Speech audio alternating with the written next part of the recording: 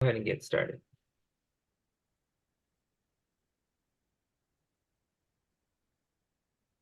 Let's see.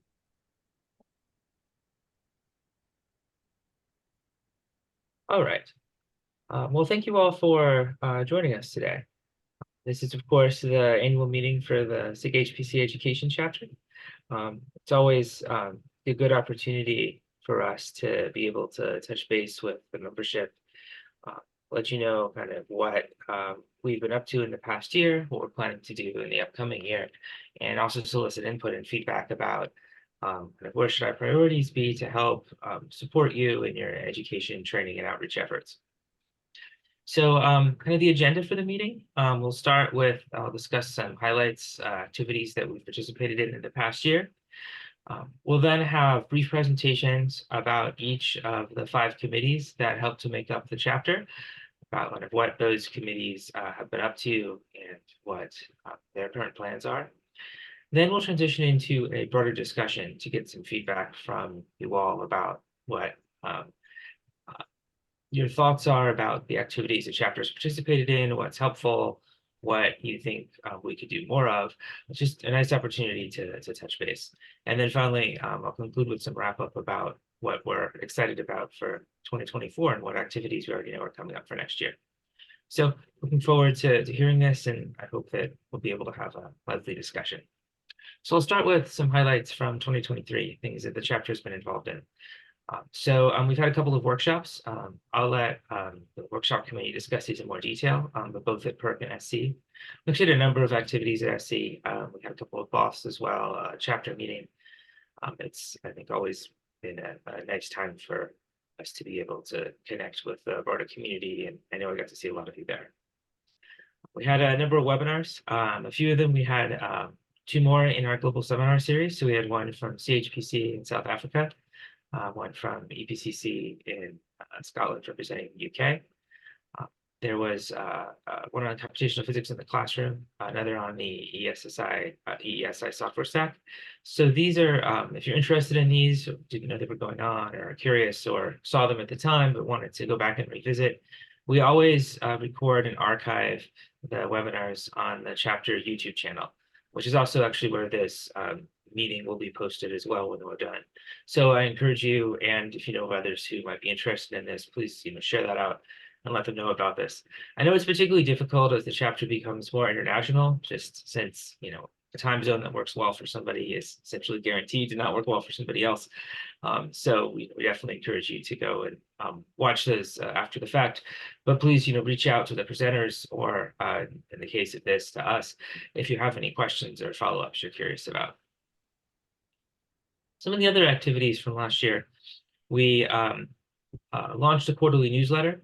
The goal there is to just keep you more informed about the chapter happenings, what's going on, and what you can look forward to in the next month or two. We're planning to continue that in 2024 and hopefully expand it a bit. We have started to gather a list of undergraduate summer opportunities in computational science and HPC. So these are paid summer positions that are available. Some of them are REUs, some of them are through national labs, some of them are other things. And so this list is available through our website. I have the link here. Encourage you to share it with anyone that you think might benefit from that. And please let us know if you are aware of other opportunities. I know there's lots of stuff out there, and I'm sure there are many that aren't included there. So please let us know, and we'd be happy to add those to the website as well. We also had a membership survey in, so I think it was August, September. And so appreciate all of you who responded to that. It was very helpful just to get a sense from you about the chapter. And we're planning to implement some of the things that came up there. In particular, improving kind of promotion of events. Came up that a number of times you just weren't aware of webinars that were going on or things that had already happened. And so we'll take it on ourselves to do a better job of that in the coming year. So one of the ways that the chapter organizes a lot of its work is through the 5 committees that make it up. So these are the Computational Science Education Committee, K-12 Education, Outreach, Workshop, and kind of a liaison with the SISPROS chapter. So what we're going to do now is transition into brief presentations from a representative from each committee, just explaining what their committee is up to. Uh, so you know, and also so you know, potential opportunities if you're interested in getting involved with those.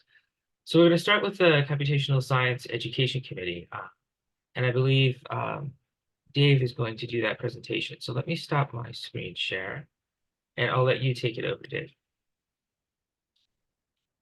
Oh, I think you're muted.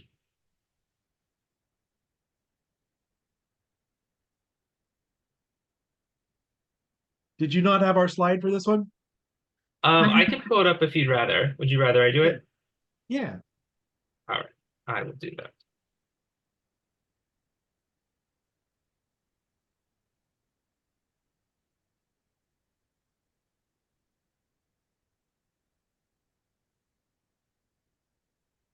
One sec.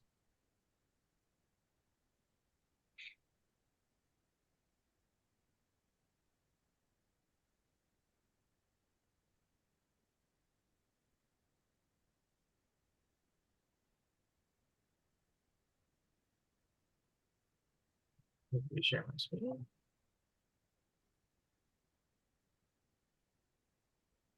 There you go. All right. Awesome. Thanks. Um, and Kate, feel free to jump in at any point. Kate was the one who prepared our slide for this. Uh, so the Computational Science Education Committee uh, is has largely been focused on either materials or webinars related to computational science education over the past years.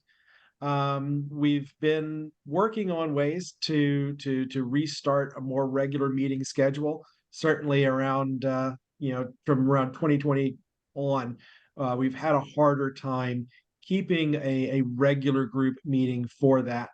However, the there will be our monthly meeting this year, January 24th at 9 Eastern, and we'll continue with monthly meetings throughout the year from that. The largest project that's really come out of this group over the last couple of years has been a digital library project.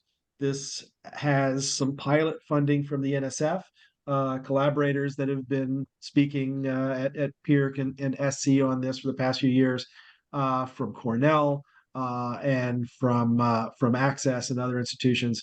The lead on this project is and I always names get on the tip of my tongue the instant I need to say them. Rich Uh, Nepper from Cornell. Nepper, thank you. Rich Nepper at Cornell, as well as a number of other groups that we would work with on that. The key focus on the metadata working group is to figure that most of these training materials that we want to be able to share largely exist somewhere. Not that there aren't always revisions and new things coming out, but there's just so much out there that's just a question of getting people to it. There's been projects in the past that have had pieces of it, things like HPC University. Access has a large set of materials. And we want to have a way of letting people share their materials and kind of share their search process across different collections of materials, as well as make that easily available to third-party users and allow people to add their own materials to the mix. So the goal of this pilot project has been to create a centralized metadata repository that allows for a single search point that can be easily embedded into other materials catalogs. Also, our hope is that this can be a way that we can revise and revitalize the way the SIGHPC Ed group stores and promotes materials. The where we are on this is again, we're in our pilot year from NSF funding.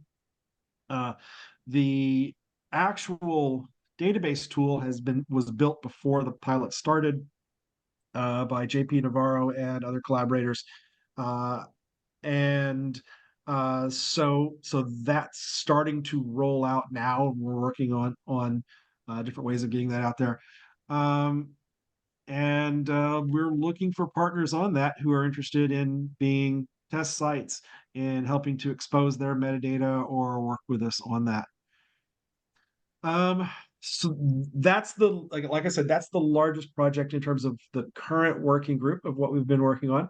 But we're always looking to figure out new ways and new ideas that people have for curriculum projects they want to share.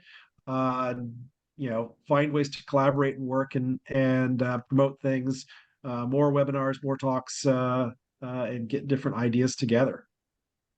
Kate, did I leave anything out? I feel like I stumbled through the metadata bit there. Yeah, I mean, a good overview of the project, which is the HPCED project. For this committee, we have a metadata working group, so that'll be part of the committee meeting. We'll be discussing the metadata that we're going to use for this repository project and getting community input and feedback and ideas so that we can, revise and improve the metadata that we work with so that it's really functional. So we're hoping to have some activities during the metadata working group where people can review things that we have from the repository project and give feedback so we can, take suggestions back to that group. So that's part of what we'll be doing in our committee meetings for this education committee. And then, yeah, like Dave said, talking about education projects, more, other education projects and curriculum, and just a space for people who are teaching computational science to share what they're doing and discuss ideas and see how we can get more people, get materials out to people and improve education in this space in general. And yeah, the plan is at least for the next semester or so, we're going to try monthly meetings on the 4th Wednesday at 9 a.m. Eastern. Hopefully that is the least bad time for as many people as possible. All right, great. Any questions for Kate and Dave? I'm very happy to hear that that got funded. Congratulations. That's an exciting project. Fingers crossed it goes going beyond the pilot. Yeah. Kate and Dave, will you be posting something to the website for people to join the meeting or if they're interested? Yeah. Yeah, I guess we need to find out where we want to post that on the website, but yeah, we'll put that up so we can share the meeting details. Okay. And we'll put it out. that'd be I'm great. hoping to put it out like, for several meetings so you can see, future ones too.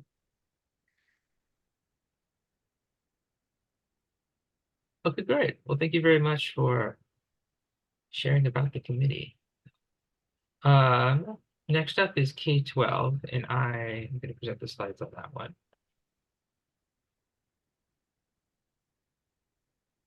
So the K-12 committee is led by Drew in Georgia. And kind of the goal of this committee is to, develop, essentially to work with both educators who are working in this space and try to help connect them with potential resources for integrating HPC and data science concepts into their classroom. To gather additional kind of resources and curate them for people that are looking for ways to connect with this group, to support professional development opportunities for teachers, and also just more broadly, right, to bring people together and build community and share success stories that people have had experience with. One particular activity that I know they've been involved in the past year that I wanted to highlight, I think it's cool, is the Teach to Teacher program at SC. So they started this as part of SC 22, and this year was actually an official part of the program. So, you go to the website and there it is. So this is something that happens on the Saturday right before SC gets started. And so the idea was to, physically bring high school teachers there, and then I think it was about 6 hours of hands-on sessions and ways that they could incorporate cybersecurity concepts and data science concepts into their curriculum using Python. But then at the end, if the teachers were interested, there was an optional education certificate awarded through IEEE, so they also had something that they could show from this experience.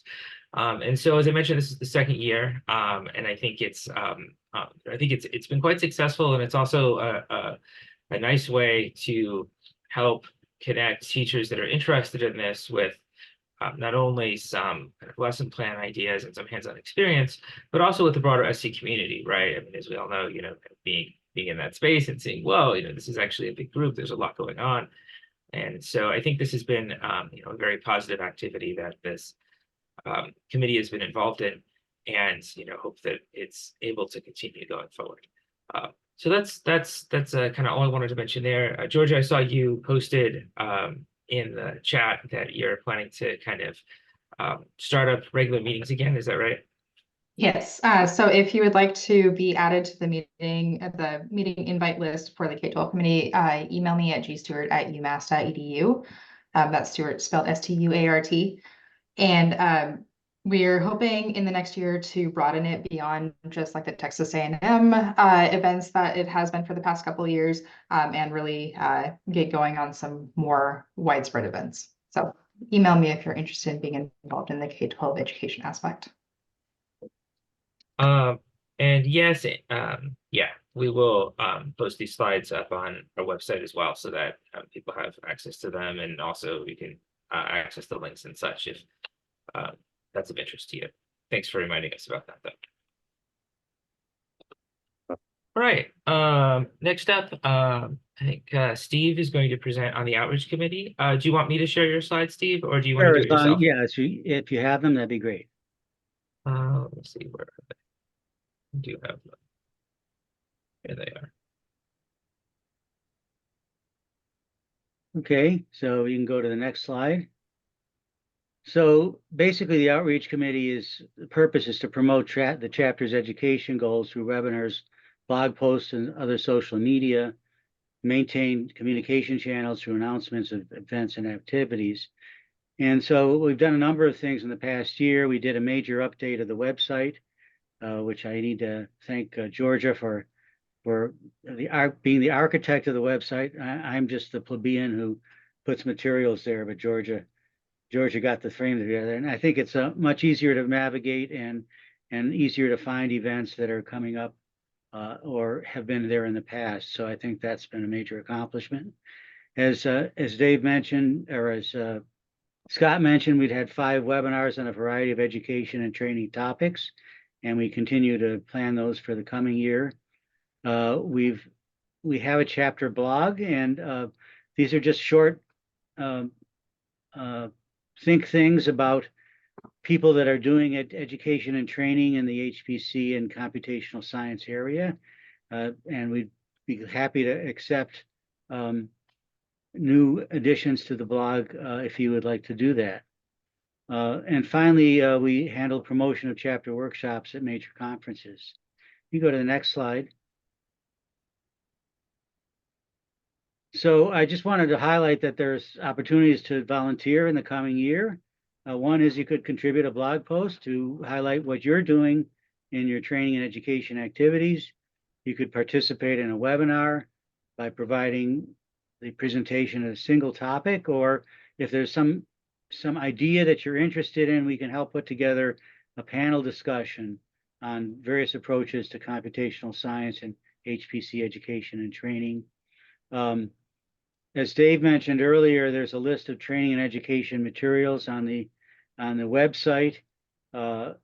We could use somebody that would volunteer a few hours to check the current list for broken links and find updated links that would help his committee, I think, and also expand the access to these materials.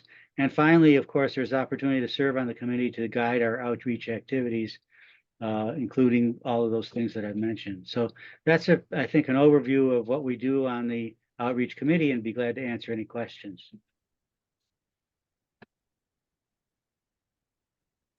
Any questions for Steve? The website does look really good. If you find any problems with it, just let me know. Okay.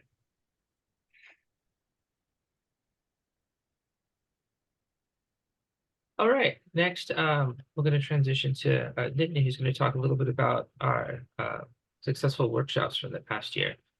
Can you give me a, permission to share my screen, please? Thank you. Yeah.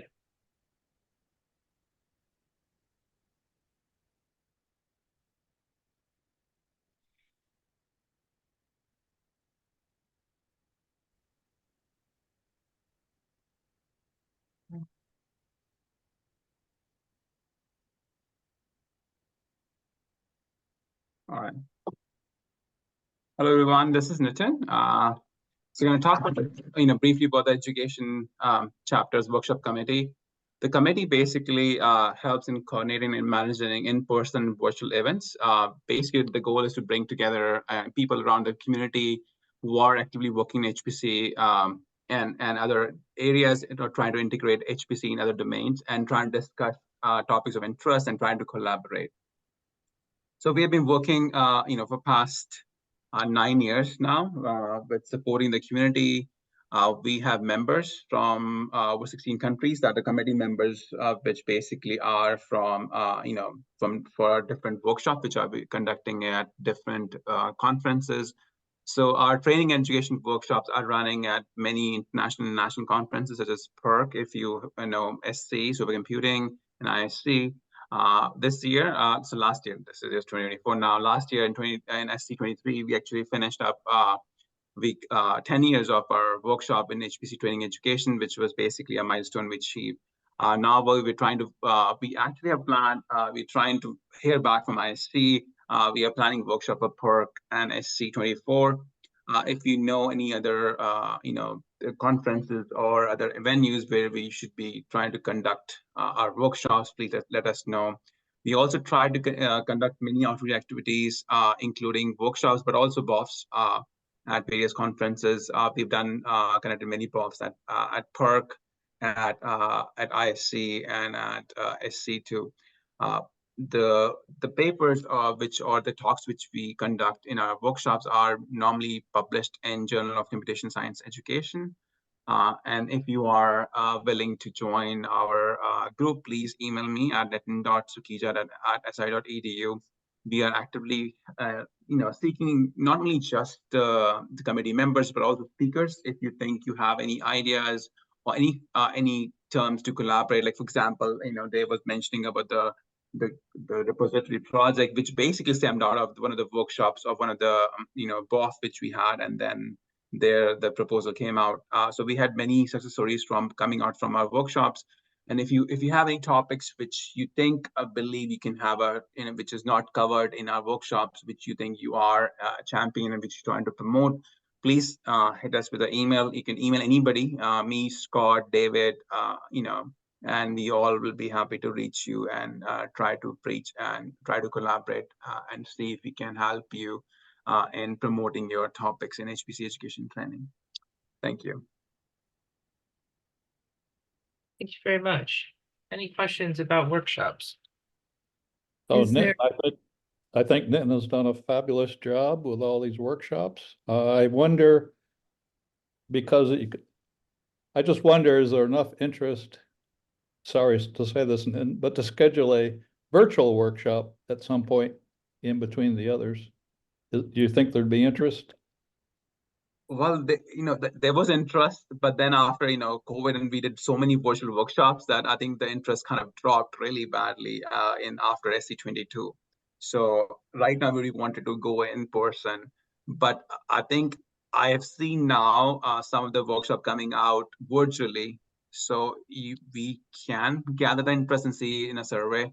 That's a good question, Scott. I don't know the answer, but I think the interest dropped. But now again, since we are doing everything in person, we might do some activities in virtual settings also, which might help also, which for the people who cannot travel, especially because of the international boundaries. People that can't travel or don't have the funding, right? Yeah, exactly. Yeah, the in-person workshops are so good. It's a great, chance to get together. And once we're together and discussing things, it gets, there's a lot of good energy. But yeah, it's not always possible to attend all of them in person. So it would be nice to have, a virtual option. but there may be other ways to organize that. That's not entirely, your committee, Nitin, because you have a lot of work with the ones that you do. So we can. The thing is, I talked to Nia about it because Nia was planning to do it, with the Hartree Center because it run. We talked about it, but then it's kind of just with ISC we were trying to like figure out how we can cope up with the virtual settings, and then we dropped it. But like Scott mentioned, we can actually look into it and see. So we already had the plan. We already ran many virtual workshops, so it's good. We can. I think I saw a text from somebody right now. I think Brian saying that it might be helpful in Africa. Well, we can look into it and start planning, since Brian also works with Nia and all the group, Veronica, Nia, they all work together. So I can we can sort of a workshop and see if we can see how many people are interested. So what's the next workshop coming up on your calendar? Well, next, we don't know yet, right? So some proposals are being submitted, depends upon which is accepted, right? So right now, the first, if IC gets accepted and it's ISC, it's gonna be in May, then the PERC, it's gonna be in July, and SC is in November. So it's like all scattered, but we already know the schedule for these three. But we still have many months in between, which basically there's kind of a radio silence, which we can basically help with fill up with the virtual workshops, but not too many, right? One or two one should be good enough. But try to figure out doesn't basically conflict with our face-to-face workshops, because when we did ISC, we kind of felt that we were doing too many workshops. So, and then we saw the decrease in number of papers and talks because there was not a lot of activities going on to present it at many of these similar workshops. So that's why a lot of logistics and also the quality of papers or in talks, which we need to see how many we can host. Yeah, I know ISC has declined you the last 2 years. I'm wondering. Yeah, this year, wondering hopefully, if they decline, this year, the last 2 years they never had, community or education as part of the,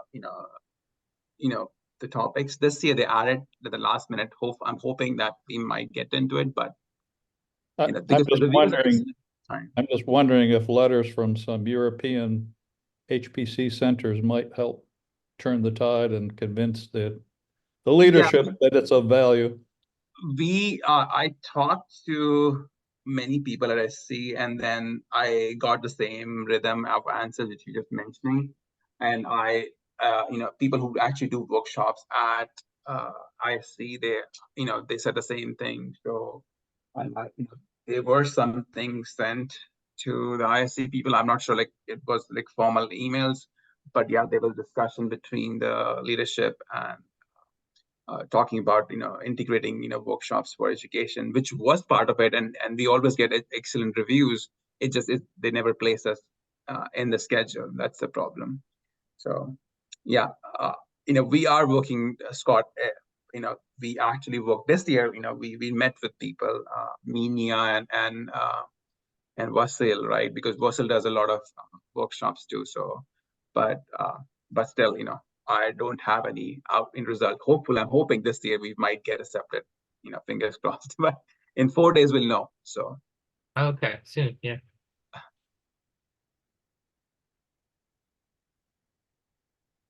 All right, great. Any other questions? Okay, good. Thanks, Susan. And then to talk about SysPros, I'm going to hand it over to John. Go ahead and share some slides.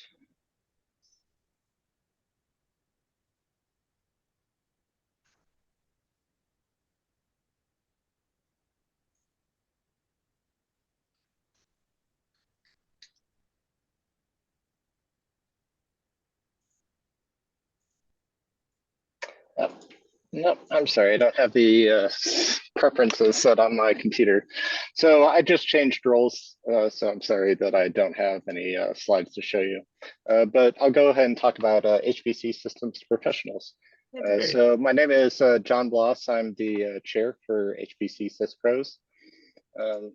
Currently, our leadership is made up of David Clifton, who's the vice chair from ANSYS, John Legato, treasurer from National Institute of Health, Adam Huff, secretary from Shell, Stephen Freilich, he is the membership chair from Boeing, William Scullin from the Laboratory for Laser Energetics at Rochester, member at large, and Hanwei Leon, member at large from DDN.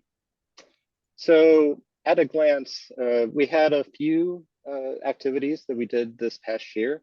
The first being our Birds of a Feather session at PERC. It was well attended and was headed up by Jeanette Tillotson. We had over 55 attendees at the BOF, so we felt pretty good about that. We also had a half-day workshop at SC, which occurred Sunday morning. At that, we had just under 300 folks in attendance. So, you know, quite the attendance and our best showing yet. We had many great talks. For our invited speaker, we had Dr. Sergey Garona from the Barcelona Supercomputer Center talk about their newest data center that's going to house Mare Nostrum 5. So that was quite the talk. Just you know, talking about some of our other activities. So we have a very active Slack where folks communicate, talk about problems or issues that they may be facing at their own sites to try and get, you know, help from other folks that may be facing the same problem or have seen that same problem. Currently, we're over 1,000 members strong now on our Slack, and currently have 113 dues paying members for our chapter. And then we've also been slowly getting more social events put together. So for PERC and SC, we had social events that we teamed up with the CARC System Spacing Group in order to get kind of meld both of those communities together. Our plans for next year include, again, you know, submitting another workshop proposal for SC as well as PERC. We're also going to put in a Birds of a Feather submission for ISC, and so that will be our first proposed event at ISC.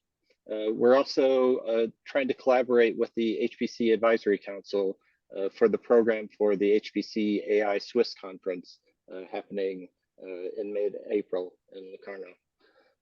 So, you know, aside from that, we have leadership elections coming up in the summer. And so we're looking forward to getting some new folks into leadership positions. Any questions?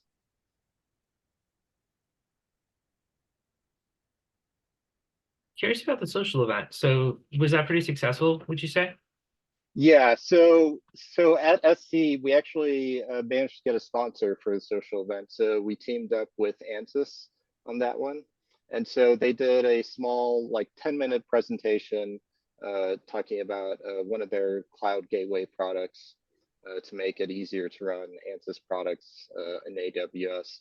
But they covered all the costs of, you know, food and some non-alcoholic drinks at the event. But there was well over 100 people at that social event. And so it was really great to see a lot of people mingling and, you know, getting some face-to-face time where they may not have otherwise. So. Nice. Any other questions or comments for John?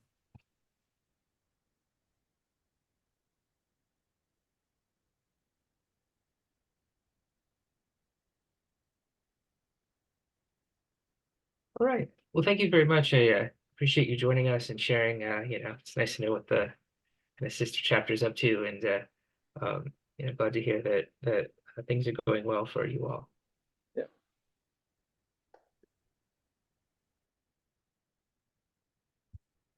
All right. Okay.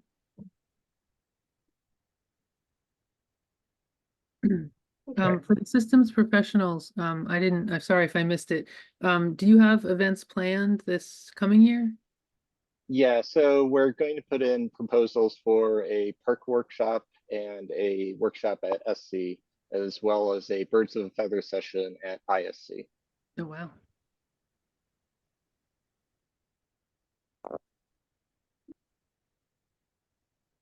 I think at one time there was some effort to pull together training materials for people wanting to be more effective in that field.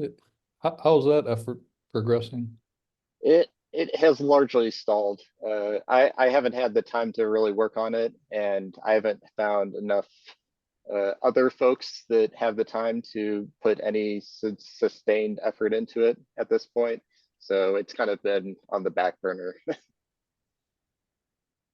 Have you been working with Henry Neiman?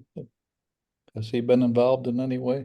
No, we haven't gotten enough folks with kind of the technical expertise to really put together the documentation or really review it.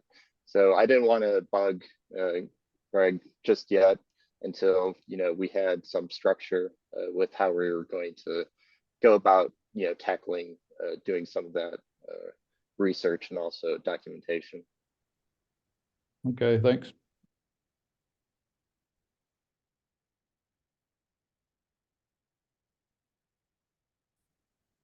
All right. Any other questions or comments for John?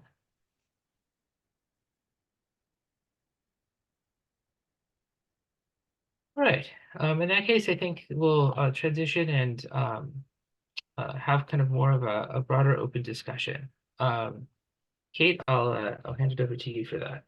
Okay. Yeah, we had some questions we thought we would maybe discuss, but I'm not sure if that this is the best forum for kind of posting discussion, posting questions and posting comments.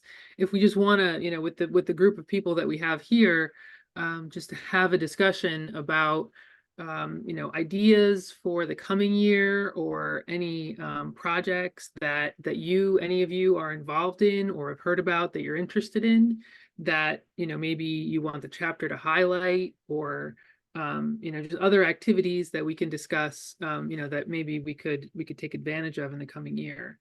But I just want to open it up for anybody with thoughts, ideas, questions. So I like what Scott was doing to gather information about undergraduate programs. I'm just curious if there's any way. I know it's hard. No one wants to contribute. You have to go looking. I don't know if there's an easy solution, but I think it's an important thing to do. Have you thought more about how to get more contributions, Scott? Yeah, I've gotten a few from people, so I appreciate that.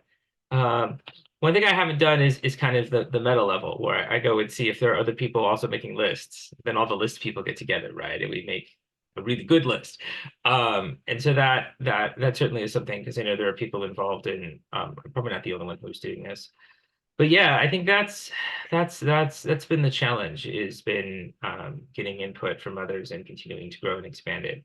One thing that helps, of course, is a lot of these programs are year on year. So, you can start with kind of your list from last year and make sure they're still active, and then grow from that. And I obviously I went and mined the REU list at the NSF site, which is, REUs aren't always necessarily the best fit for everybody all the time, but it's a good also a good way to find people with programs. But yeah, if you have any clever ideas on that would be great. But that is one of the challenges, is continuing to find and grow what is included there. I know you have no resources and probably no time, but one of the things HBC University did was to put a timestamp on it. So after submission time ended, they didn't show up on the list. Yeah, Something to think about if you ever have resources or time. That's we already have a mechanism for that kind of through our like the events, the way the events are handled on the website. So I think there's probably a technical solution to that. I can chat with Georgia about that and see if there's a way to do that so they're no longer visible once deadlines have expired. Well, it's frustrating to look at the list where they're no longer available. Yeah, yeah. No, absolutely, absolutely. Yeah, and I think it's also a question of promotion, because I think when people see that we have a list, they're like, oh, put my thing on the list. You know, I feel like as you shared it with people, they've said, oh, add this. Oh, here's another one I know about. So if we could think of it also in promotion, like getting it out that this list exists and we're collecting these and we want to, you know, get the word out, that we might, you know, end up getting people to tell us about more. And so I guess other ideas about promotion, you know, that we should, I know we put it, you know, I know it's been shared on the Slack, and you sent out an email about it, I remember. So, you know, maybe doing that, you know, regularly or highlighting it in the newsletter, so that, you know, more people see it. Yeah, I was trying to get I asked the SIGHPC chapter to send out things about it as well. I keep having issues with their email list. They keep dropping me. So I don't know if an email has gone out about it or not.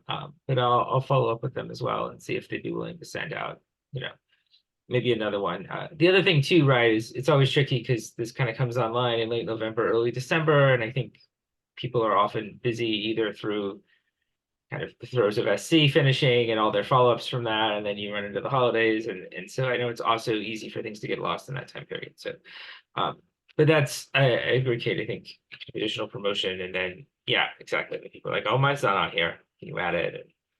And then right, and then that helps because the next year you have a larger list to start with. So that. Mhm.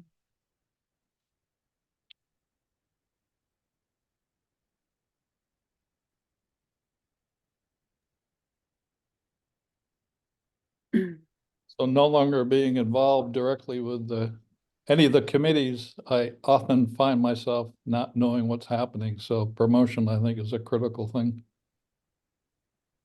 Yeah, we got feedback about this from the membership survey that we did, that you know, a number of people were just, you know, part of the reason they didn't attend events or whatever is they weren't aware, they became aware, you know, day of or something where they'd already been scheduled. So I agree, Scott. I think that's clearly something that the chapter can focus on doing a better job of. I'll suggest one thing that I did in the past many years ago was to reach out to all the HPC centers, as many as you could find, to find out who their education or training person is, so you can try to get them to get on the list so they can spread the word. I'm sure that the list I had has probably changed considerably and probably useless. Yeah, but the centers are still the centers.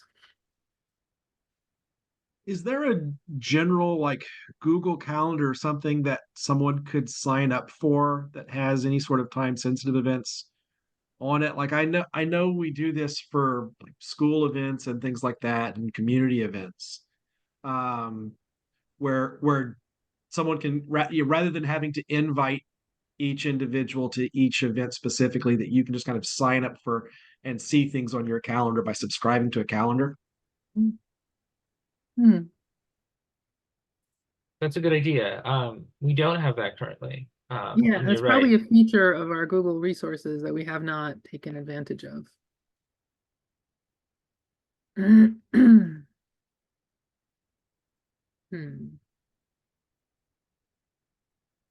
So Brian, what do you call your not summer programs? We call them summer and winter school, but our summer is your winter, and your heading there would obviously just be a bit confusing for our participants. The fact that you call it the summer opportunities, but it would be our winter opportunities. No, it's always fair to call me out for Northern Hemisphere bias. I'll I'd be both happy to add your opportunities and rename the page. I probably Cool. won't I've actually rename the just URL because it's distributed, but I'll rename Right. the heading on the page. Yeah, I've already sent an email about it. Cool.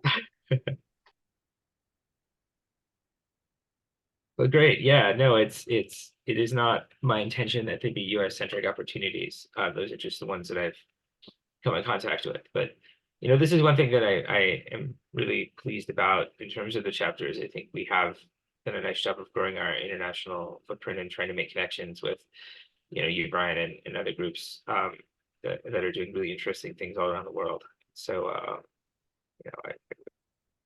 I like all of our offerings to reflect that. So I appreciate your willingness to add things and provide feedback. So at one time, we tried to foster more cooperation with the IEEE TCP, whatever it's called, a similar organization within IEEE. I don't know if there's any coordination or cooperation with them, but another means to get the They word out. sponsored, they did a little workshop overview of what they were doing, but that link then just sort of faded away. So we haven't had much contact with them lately. We could try to revive that. Yeah, I know they're certainly their workshop content and our workshop content. There are a lot of people interested in both. Maybe one of these years, SC will stop scheduling them at the same time. But it And they probably had slightly different interests too. They had more of a graduate focus perhaps than this organization, but still. And I know ways too to from communicate, collaborate can't hurt.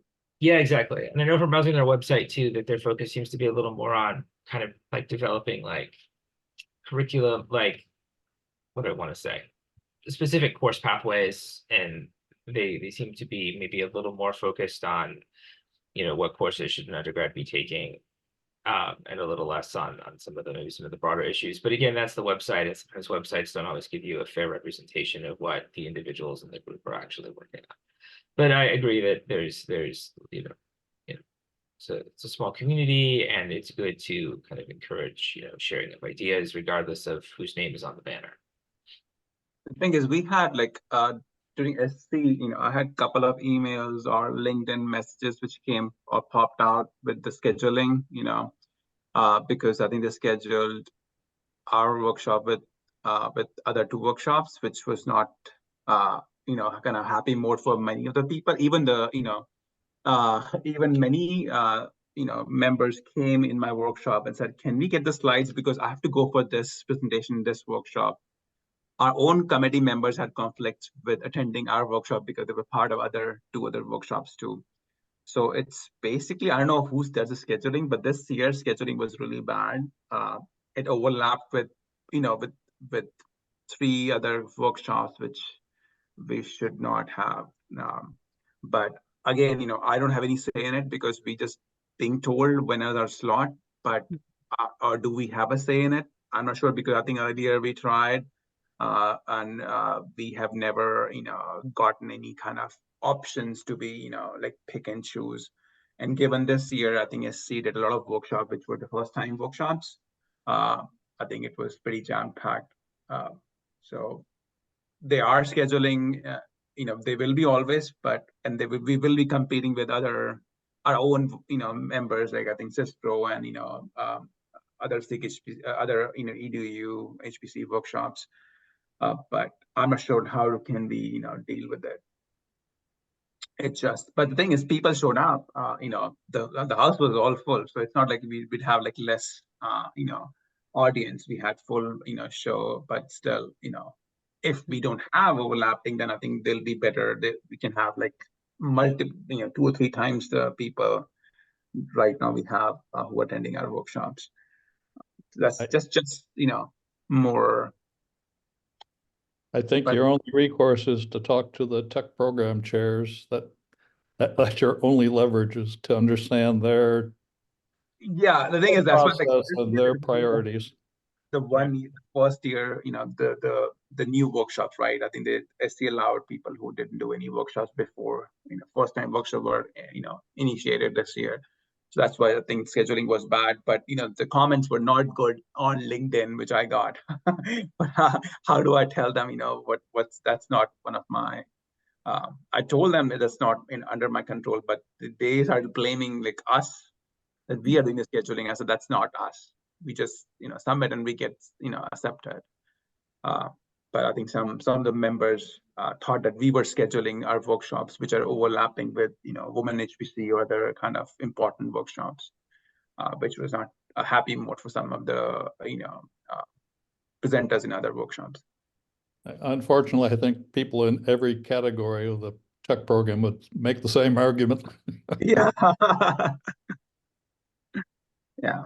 I'm just sharing, right? Because everybody was mentioning about the Yeah. whole, And it's frustrating because I know it's one of relatively few opportunities that everybody can get together in person. And so it's unfortunate when that it gets fragmented because people have there's high levels of overlap between multiple workshops that people want to attend. So it's frustrating. And yeah, Same is true with BOFs and tech programs, and the whole thing. yeah. I mean, BOFs, you've got 15 BOFs at a time, right? So one time there's always 4 or 5 you want to attend.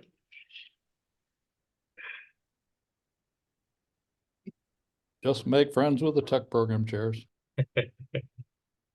I did go and look. I don't know any of the workshops people, so I can't help on like a personal level there for SU24, but probably wouldn't hurt to reach out before they do scheduling.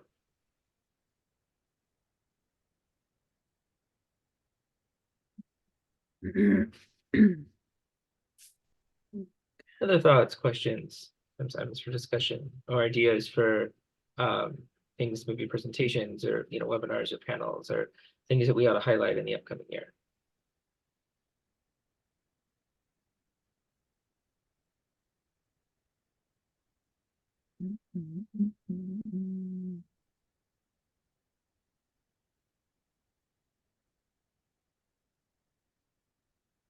I think it might be nice to see if some of the presenters from the workshops would be interested in doing some blog posts, just because those are often nice. It's a good modality for getting kind of a good summary of what someone's work is, if you missed or weren't able to attend the workshop talk or whatever. Do you think? I asked people who were doing some of the talks, they said that they don't have a paper. Right now, David is working on the papers, but I emailed like some of the people who did not want to have a paper, who were part of the agenda, but not, who didn't want to submit papers or lightning talk or the Senate abstract. I asked them, they do want to do a blog. So far, no, I have no, takers, but this is what, like, we always say there's option, like we want, like if you're presenting at a workshop, either you do a lightning talk, extended abstract, or something to be published, right? When you can share. So this year we gave them opportunities to do like blogs also, but I have not heard. There were only 3 people who opted out, and then I think they are already doing a lot of things outside our own workshop, so they didn't want to share. Sure. But I know I have that open. Then thanks. I'll email next time formally when I'm doing perk and ISC, if we get some accepted at ISC.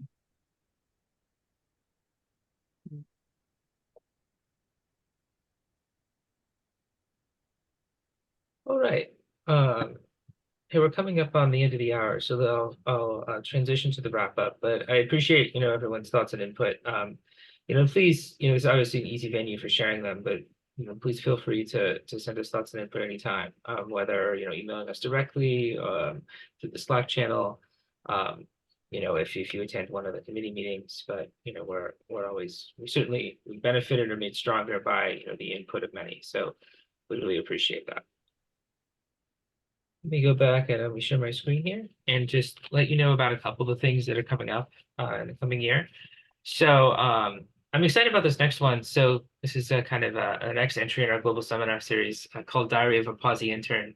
So this is Pawsey Supercomputer Center in Perth, Australia. And so the idea is this is a panel discussion, a panel of students actually who will just have finished up their Southern Hemisphere summer internship. So it's a 10-week HPC internship that's run through the center there. And I'm excited about it because, a lot of the time, I think our default, right, is that we usually, understandably, the presentations are given by the mentors the educators who lead the programs. And so I think this will be a neat opportunity to hear from the students who participated in the programs and get their thoughts about what worked well and what didn't, and what they saw as successes and what clicked with them. So this is coming up in late February. This will be archived because I know that time zones that are convenient to Australia are not always time zones that are convenient to others. But I am looking forward to this one. This one will be really interesting. Our biannual award for outstanding contributions to computational science education. This is one of the years in which we award that. So that process will start in March. We'll open for nominations. And I encourage all of you to think about if there's somebody you know that you might want to nominate. I think kind of in our field, there aren't always a lot of opportunities to be recognized. And I know that's not why we do it, but it's still nice sometimes to be able to, point to someone and say, hey, we see what you've been doing. We really appreciate, all of your efforts. The award comes with an honorarium and registration for SC, and then is awarded as part of the SC 24 award ceremony. So there will obviously be a number of reminders about that, but I'm just putting that out there for you to start to think about. Other thing coming up in a couple of months is elections. So we switched from annual to biannual elections, and this is also an election year. So all positions will be up. So this is, the executive board, the at-large officer positions, and the regional officer positions. So, really encourage people to consider running to get help shape the chapter. We always appreciate, new ideas and new input, and it helps to keep things vibrant. So there'll be reminders about that as well, but the call for nominations will probably go out probably around April. So that's something else to keep in mind moving forward. So thank you all very much for joining the meeting today. And for those of you who are watching online, appreciate you watching. And as I mentioned earlier, please feel free to reach out to us with ideas anytime. I've posted the link to join the Slack channel here as well. And that's also a place where it's easy to reach us or to connect with others who are also involved in the chapter. Are there any final questions or comments? Thanks for keeping everyone informed. Thank you all for joining. We will get the slides up and a recording of this up in the next couple of days. I hope everybody has a good start to their 2024, and I'm excited for what this year will bring for us. Thank you, Scott. You all. Happy Thanks. New Year. Bye, everybody. Thank you. Bye.